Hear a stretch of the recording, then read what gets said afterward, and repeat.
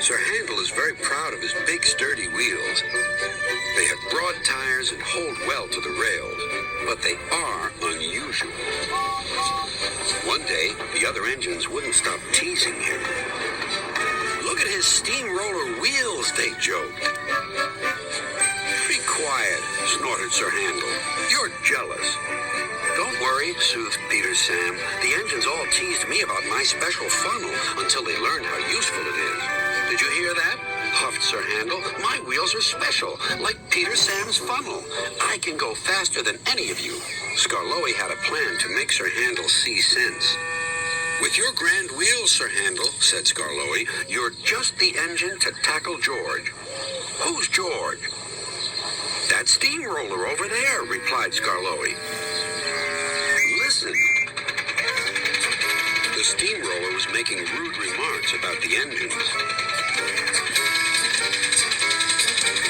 "Railways are no good. Turn them into roads. Pull them up. Turn them into roads. Railways are no good. Turn them into roads. Pull them up. Turn them into roads." "Don't worry," said Sir Handel. "Leave him to me. I'll send him packing. George will soon get a run for his money." Later that morning, George was at the level crossing. "You're Sir Handel, I suppose." Sir Handel was standing no nonsense. "And you, I suppose, are George?" "Yes, I've heard of you." "And I've heard of you. You swank around with your steamroller wheels, pretending you're as good as me." "Actually, I'm better. Goodbye."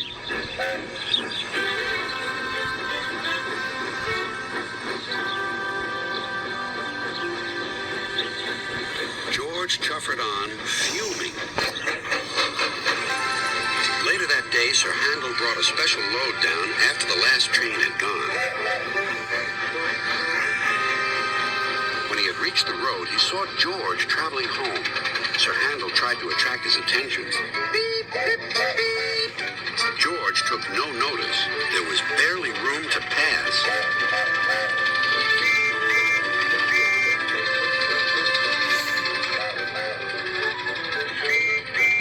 Sir Handel was cross. "Get out of my way, you great clumsy road hog." "I don't move for imitation steamrollers. You don't know the road. Get out of my way." Then there was trouble.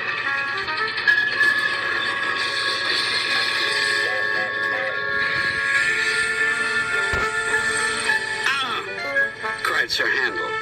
"That was your fault." "No, it wasn't. It was yours." Everyone was arguing about who was to blame. "Hello, hello, hello," said a policeman ominously. "And what's going on here?" This made everyone stop arguing. They set to work clearing up the mess instead. Next day, the workmen put up a fence between the road and the railway. Then they went away, taking George with them.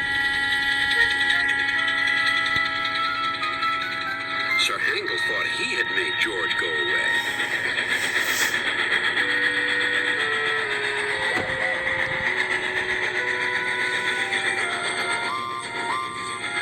He talked of nothing but steamrollers. "Oh dear," whispered Skarloey. "He's worse than ever.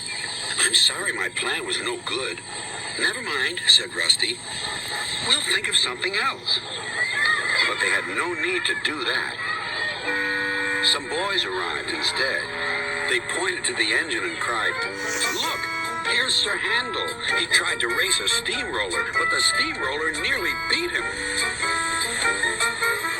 Sir Handel never mentioned steamrollers now.